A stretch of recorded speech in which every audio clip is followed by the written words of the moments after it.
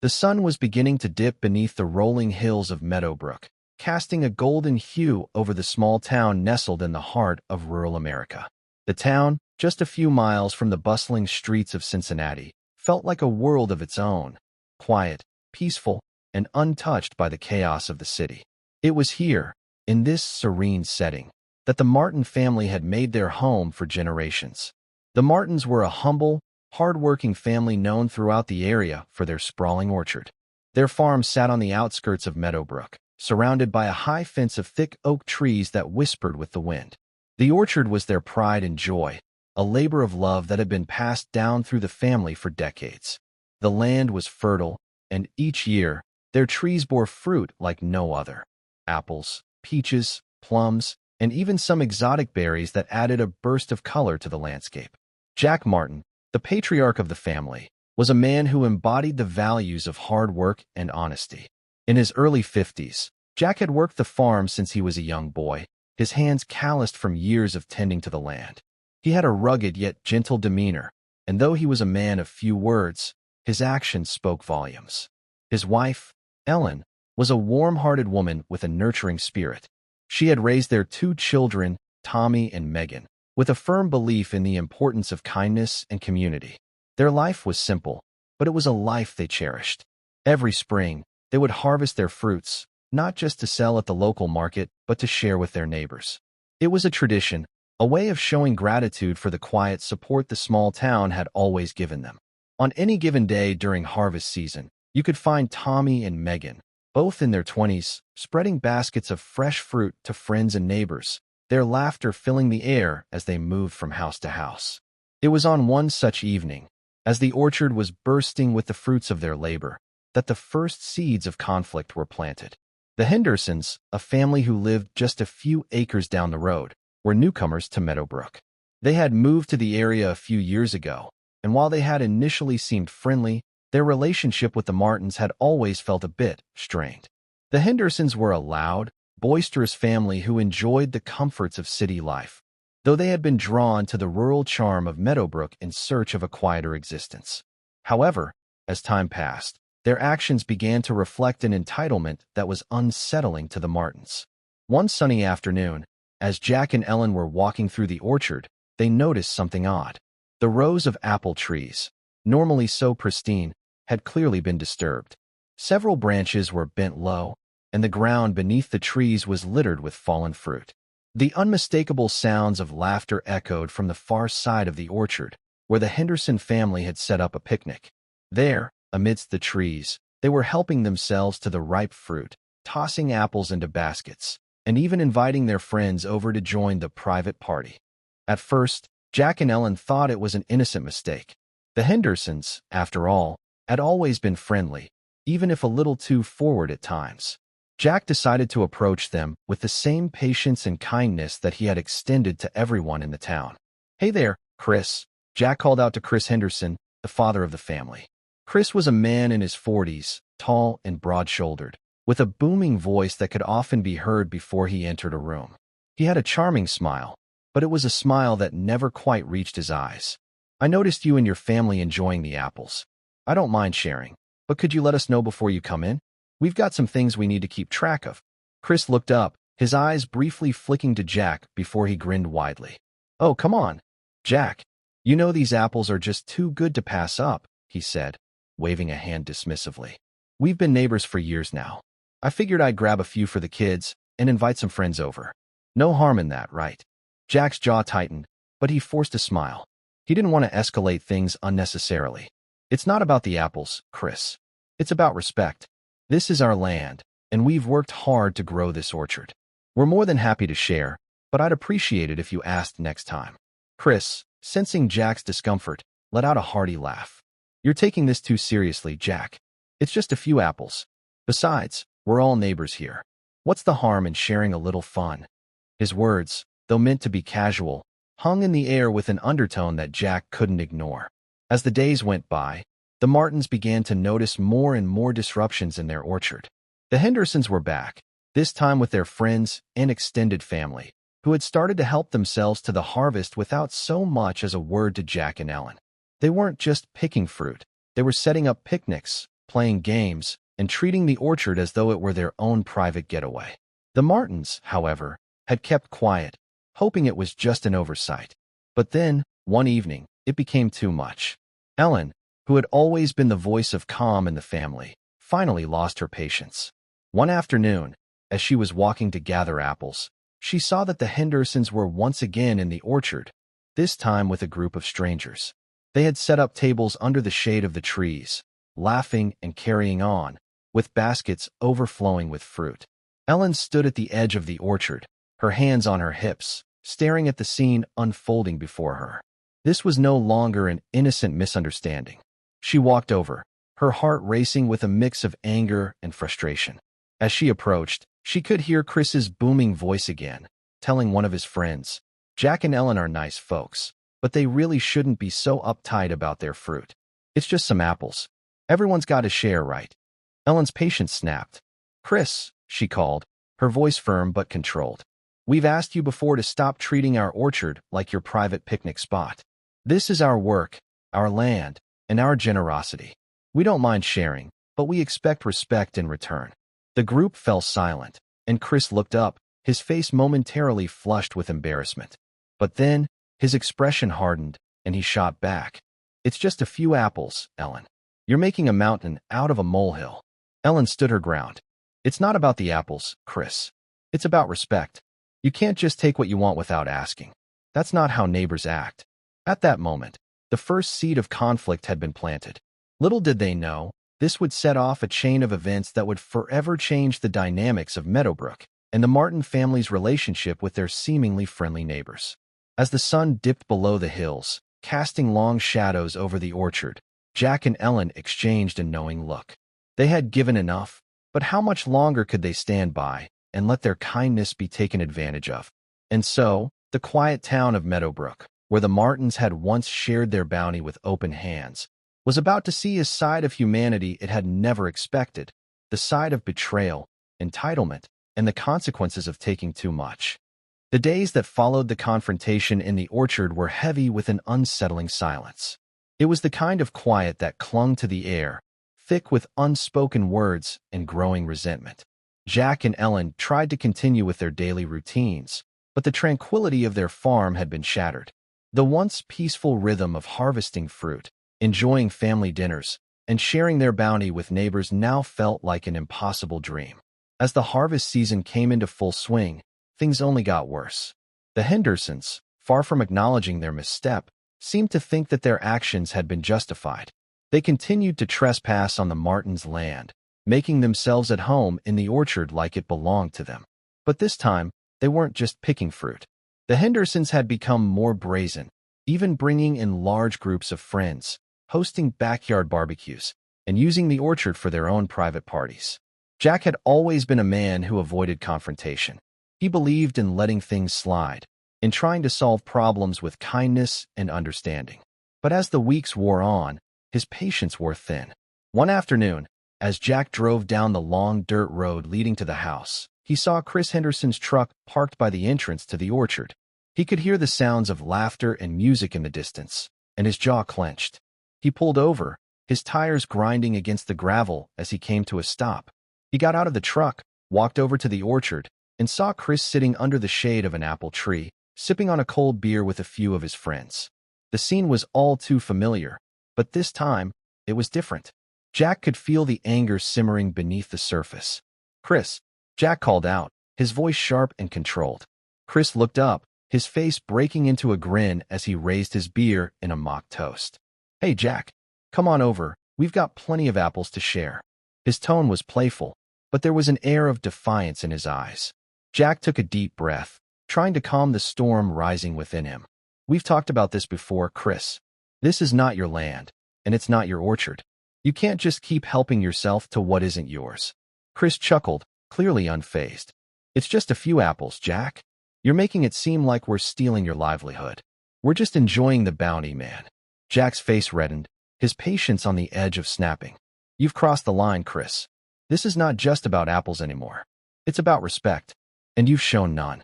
The grin on Chris's face faded, but only slightly. He stood up, stretching lazily. "Come on, Jack. You're taking this all too seriously. It's just fruit. It's not like we're asking for a handout or anything." His friends chuckled behind him, as if the situation was nothing more than a joke. Jack's hands balled into fists, but he forced himself to speak evenly. "It's not about the fruit, Chris. It's about your attitude. You think you can just take whatever you want without any thought for others. Well, I've had enough of it." There was a brief pause, and for a moment, Chris looked almost uncomfortable. But the tension was short-lived. He took another sip of his beer and shrugged. "All right, Jack. If you're going to be that way, maybe it's time we move our little party somewhere else. But you've got to admit, it's a little silly to be so upset about some apples." Jack stood there, watching Chris and his friends pack up their things, the weight of the situation hanging heavy in the air. He couldn't shake the feeling that things had shifted beyond repair. The quiet town of Meadowbrook, which had once felt like a haven, now seemed like a battleground, and the Martins were the ones left holding the line. As Jack returned to the house, he found Ellen in the kitchen, preparing dinner. The smell of freshly baked bread filled the air, but the warmth of the room couldn't erase the coldness that had settled in his chest. "How'd it go?" Ellen asked, glancing over her shoulder as Jack stepped inside. "They're still at it," Jack replied, his voice strained. "I told Chris we couldn't keep going like this, but he didn't listen. He's still acting like it's all a joke." Ellen set down the rolling pin she had been using and turned to face him. "I knew it was coming," she said quietly. "We can't keep letting them walk all over us, Jack. They don't understand boundaries. They don't understand respect." Jack ran a hand through his hair, exhaling slowly. "I don't know what else to do, Ellen. I don't want to make enemies in this town, but how long are we supposed to keep quiet while they take what's ours?" Ellen placed her hand on his arm, giving it a reassuring squeeze. "We'll figure it out. But we need to stop being passive. If we don't stand up for ourselves now, it'll only get worse." Later that night, Jack and Ellen sat on the porch, the cool breeze of autumn rustling through the trees. The sound of distant laughter still echoed faintly from the Hendersons' property, as if mocking them. Jack stared out at the orchard, the rows of fruit trees bathed in the moonlight. He knew what had to be done. He just didn't know if he was ready for the consequences. In the days that followed, the Martins began to take action. They tightened security around their property, posting signs that clearly stated their land was private and no trespassing would be tolerated. Jack even hired a local handyman to build a sturdy gate at the entrance to the orchard, one that could be locked at night to keep unwanted visitors out. But as the Martins made these changes, the Hendersons grew more agitated. They began to complain to other neighbors about the Martins being overbearing and uptight. The Martins, who had always been the ones to share their bounty with others, were now seen as the villains in their own community. One evening, a few weeks later, the tension came to a head. Jack was standing by the new gate when he saw Chris Henderson approaching, his expression one of barely contained frustration. "Jack, we need to talk," Chris said, his voice low but firm. "I think we've said everything that needs to be said, Chris," Jack replied, his arms crossed. "No," Chris insisted, stepping closer. "You've made this personal. You're acting like we're some kind of criminals just for wanting to enjoy your fruit. This isn't the way to handle things, Jack. We're neighbors." Jack's jaw tightened. "You've been taking advantage of us, Chris. You don't respect our boundaries, and you don't respect us. You've turned something simple into a battle. And now, I'm done letting you walk all over us." For a long moment, the two men stood there, locked in a silent standoff. The moon hung high above, casting long shadows on the ground. It felt like the entire town was holding its breath, waiting for what would come next. "All right," Chris finally said, his voice heavy with tension. "You've made your point, Jack, but don't think this is over. You've made an enemy today, and that's not something you can just take back." Jack met his gaze steadily. "I'm not the one making enemies here, Chris. You are." With that, Chris turned on his heel and walked away, leaving Jack standing by the gate, the weight of what had just happened sinking in. As the sun set over Meadowbrook, casting the orchard in shadow, Jack realized that the quiet life he had once known was gone. The Martins had drawn a line in the sand, and now there was no turning back. The following days in Meadowbrook felt like walking through a storm. The Martins had made their stand, but the air was thick with tension. Their once peaceful lives had become a battleground, and every small moment of calm seemed to slip further away with each passing hour.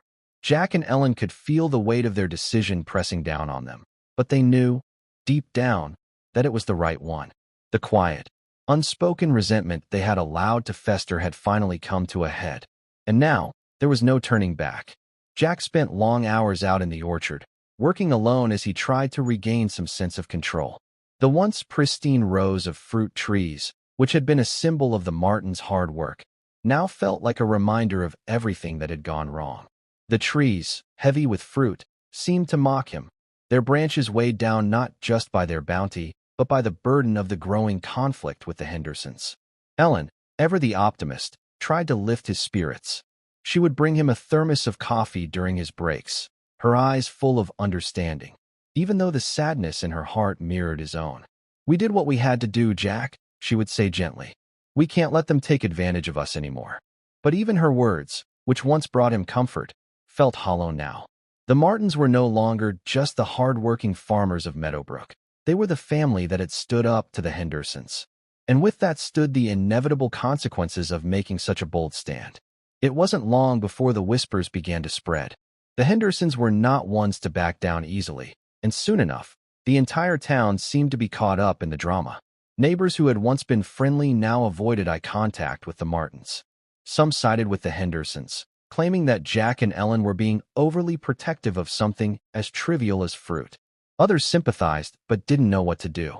It was as if Meadowbrook had become a divided town, split between the Martins' sense of justice and the Hendersons' sense of entitlement. The tipping point came one evening when the Hendersons hosted another party in the orchard. This time, they didn't even bother to ask for permission. The Martins had made their stance clear, but Chris Henderson, never one to back down from a challenge, seemed determined to flaunt his defiance. Jack and Ellen were sitting at their kitchen table when they first heard the sounds drifting in from the orchard. Laughter, music, and the unmistakable sound of bottles clinking together. The Hendersons were at it again. "Not again," Jack muttered, his voice laced with frustration. Ellen put her hand on his arm, her eyes soft yet firm. "You know what we have to do, Jack." He nodded silently, his jaw clenched. It had reached a point where nothing could be ignored. They had given the Hendersons a chance to stop, but Chris's actions made it clear that he wouldn't change. With determination in his steps, Jack walked out of the house and toward the orchard. Ellen followed closely behind, knowing what was coming. This time, they weren't going to ask. They were going to confront the Hendersons head-on, and they weren't going to back down. When they reached the orchard, they saw the Hendersons in full swing. Their picnic sprawled across the grass, the laughter echoing around the trees. Chris was holding court, his boisterous laughter booming through the air. He spotted Jack and Ellen and raised his beer in a mocking salute. "Hey, Jack, Ellen, you two should join us," Chris called, his voice laced with sarcasm. But Jack didn't smile. He didn't even respond. Instead, he walked straight toward Chris, the weight of his resolve clear in his every step. "This is it, Chris," Jack said firmly. "This is where it ends." Chris stood up, brushing his hands off in mock surprise. "What are you talking about, Jack? You've got to be kidding me. It's just some fruit and a little fun." "It's not just fruit anymore, Chris," Jack replied, his voice low and intense. "It's respect, and you've crossed a line." Ellen, standing beside him, added her voice to the confrontation. "This is our land, Chris. Our orchard. And we've asked you, kindly, to stay out. You don't get to just take what you want without regard for anyone else." "Not anymore." For the first time, Chris's confident demeanor faltered. The atmosphere, which had once been carefree and jovial, shifted to something darker. The people at the picnic began to murmur, sensing the tension in the air. "Are you really going to make a big deal out of this?" Chris sneered. "It's just apples, Jack.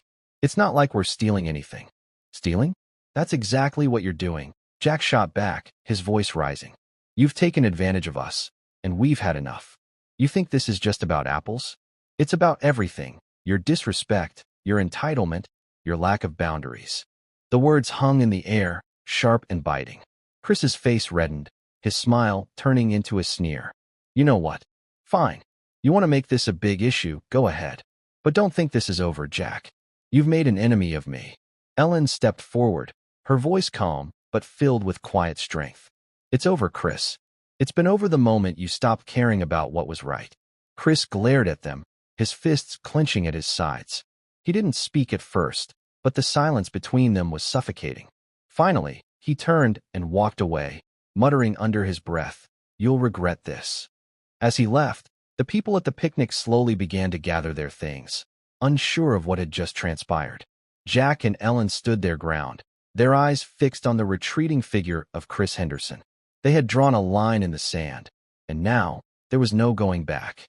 The Martins had taken their stand, and now the consequences of their decision began to unfold. In the following days, things took a dramatic turn. The Hendersons, angry and embarrassed by their public confrontation, began to spread rumors about the Martins. They painted Jack and Ellen as selfish, unreasonable, and petty. The small town of Meadowbrook, already divided over the issue, became a powder keg ready to explode. Neighbors who had once been friendly now avoided the Martins, whispering behind their backs. Chris made sure to turn every conversation into a battle, pushing the narrative that the Martins were making mountains out of molehills. The Martins, who had always been the ones to share their abundance with the town, were now seen as the villains. But through all of this, Jack and Ellen stood firm. They had done what they thought was right, even if it meant alienating themselves from the very community they had always supported. They were no longer just the farm couple with the beautiful orchard. They were the family that had stood up to the entitlement of the Hendersons. As the days grew colder and the last of the harvest season came to an end, the Martins were left to face the aftermath of their decision. Their orchard, once a place of generosity and warmth, had become a symbol of division. The town of Meadowbrook was no longer the haven they had known it to be. And the Martins? They were no longer just the quiet, hard-working family they had once been. They were now a family forever changed by the breaking point. And in the distance, across the fields and the orchards, the Hendersons were watching, waiting for the next move in this game that had spiraled far beyond the boundaries of a simple harvest. As the cold winds of winter began to sweep across the fields of Meadowbrook, the Martins felt the weight of their decision more than ever. The town, once a close-knit community where neighbors helped one another without question, now seemed like a battleground. Jack and Ellen had hoped their stand would be a turning point, a moment where they could reclaim their dignity and their peace. But instead, it had left them isolated, and the consequences of their actions were far-reaching. It had been weeks since the confrontation in the orchard, and the holiday season was approaching. The smell of wood smoke and pine filled the air, but for the Martins, there was little joy in the coming festivities. Their home, which had once been filled with laughter and love, now felt cold and empty. They spent most of their days tending to the orchard, but the sight of the trees no longer brought them peace. They had worked hard to create something beautiful, only to see it become a symbol of division. But it wasn't just the Hendersons who had turned against them. The entire town had shifted in subtle ways. The grocery store cashier no longer greeted them with a smile. The local diner, where they used to be regulars, now had empty booths when they walked in. Neighbors who had once dropped by for apples and friendly conversation now avoided eye contact, pretending not to see them as they walked past. Jack had always been a proud man, but he began to feel the sting of rejection. Even Ellen, ever the optimist, couldn't shake the feeling that they had become pariahs in the place they had called home for so long. One cold December afternoon, as Jack was stacking firewood by the barn, he noticed a car approaching the driveway. It was an old blue sedan, the same car that Chris Henderson always drove. Jack's heart sank. He knew what was coming, but he couldn't avoid it any longer. Chris stepped out of the car, his face tight with anger, but there was something else in his eyes, something that hinted at regret. He walked toward Jack slowly, the crunch of snow beneath his boots the only sound in the otherwise silent afternoon. Jack didn't say anything at first. He simply continued to stack the wood, his back turned to Chris. The tension between them was palpable, thick enough to cut with a knife. But Chris wasn't going to walk away this time. He had something to say. "Jack," he began, his voice low but steady. "I've been thinking a lot about everything that's happened. I know I acted like a fool, and I shouldn't have pushed so hard. I was wrong to treat you and Ellen the way I did." Jack didn't respond immediately, his hands still working methodically, as if the act of moving the logs would give him the strength to say what he needed to. "I never meant for things to get this far," Chris continued, his eyes dropping to the ground. "I let my pride get in the way of everything. And now I see that I've lost more than I ever bargained for. Not just my relationship with you, but my respect for myself." Jack's movement slowed, and for the first time, he turned to face Chris. The anger that had burned in him for so long was still there, But now there was something else, something that resembled understanding. The confrontation had never been about apples. It had always been about boundaries, about respect. And it was clear that Chris, in his own way, had come to realize that. "You're right," Jack said finally, his voice gruff but calm. "You messed up. But so did I. We both let things get out of hand." Chris nodded slowly, his eyes meeting Jack's. "I should have listened to you. I should have respected your boundaries. And now, I don't know how to fix it." For a long moment, the two men stood in silence, the weight of their words hanging in the air. It felt as though the entire town of Meadowbrook had converged on that moment, the echoes of their argument and the fractures in their friendship reverberating through the cold winter air. But then, slowly, Jack took a step forward. "I don't know if we can fix this, Chris," Jack said, his voice steady. "But that doesn't mean we have to stay at each other's throats. We can start by being honest. It won't be easy, but it's a start." The next few weeks were difficult. There was no magic moment when everything was suddenly okay. No fairy tale resolution to the years of tension between the Martins and the Hendersons. But the town began to change in small, subtle ways. The Hendersons, with Chris's apology at the forefront, began to quietly rebuild the bridges they had burned. It wasn't perfect, and it wasn't fast, but it was progress. Jack and Ellen didn't expect everyone to suddenly come rushing back to them. They knew the damage had been done, and some things, once broken, could never be fully repaired. But they were okay with that. They had reclaimed their dignity, and they had stood up for themselves when it mattered most. And that was something nobody could take away from them. One snowy evening, as the Martins sat by the fire, the doorbell rang. Jack looked up, surprised, as he rose from his chair and walked over to the door. When he opened it, he was met by a small group of people, neighbors, friends from town, and even Chris and his family. They were holding baskets of fruit, freshly baked bread, and small gifts wrapped in colorful paper. "We thought we'd come by and share this with you," Chris said, a genuine smile on his face. "It's not much, but it's a start." Jack and Ellen exchanged a glance, and for the first time in weeks, a small smile tugged at the corners of their mouths. They had fought for their place in this town, and though things were far from perfect, they had come out of it stronger, more united. They invited everyone in, and for the first time in what felt like forever, the Martins' home was filled with laughter, conversation, and the warmth of shared company. As the holiday season passed and the new year arrived, Meadowbrook began to heal. The Martins had learned the hard way that standing up for what was right often meant making difficult choices. But they had also learned that forgiveness, though hard-earned, could bring people together. Jack and Ellen stood side by side, watching the snowflakes fall outside the window, their hearts lighter than they had been in months. Their orchard, once a symbol of division, now stood as a testament to the strength of their resolve. They had weathered the storm, and through it all, they had stayed true to themselves. The Martins and the Hendersons still had a long way to go, but they were no longer enemies. In the quiet town of Meadowbrook, where the simple joys of life once reigned, the story of two families who had fought and reconciled would become a legend, a reminder that even in the most unlikely places, the power of respect and understanding could bring healing. And so, the story of Jack and Ellen Martin, of their orchard, their struggles, and their triumph, was written not just in the trees that grew tall in their yard, but in the hearts of everyone who had witnessed their journey.